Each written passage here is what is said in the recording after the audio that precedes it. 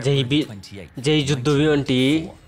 যেই যুদ্ধবিমানটি পশ্চিমাদের ঘুম হারাম করে দিয়েছে। আর একবার দেখলেই আপনি বিস্মিত হয়ে যাবেন।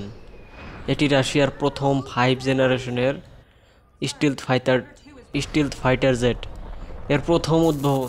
এটি প্রথম উড়ানো হয়েছিল 2010 সালে এবং এখনও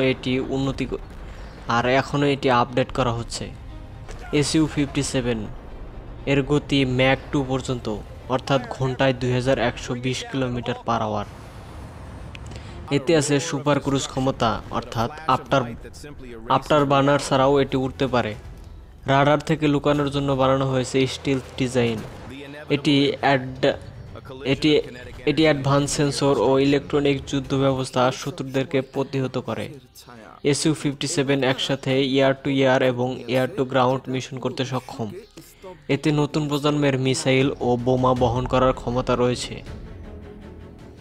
এটি R&D এর অংশ হিসেবে তৈরি, যা পশ্চিমাদের F-22 ও F-35 এর প্রতিদ্বন্দ্বী হিসেবে তৈরি করা হয়েছে।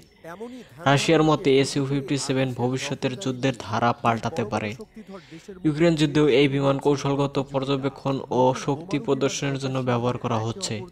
SU-57 এর নতুন আপডেট ভার্সন আরও দ্রুত ও কার্যকর হতে চলেছে।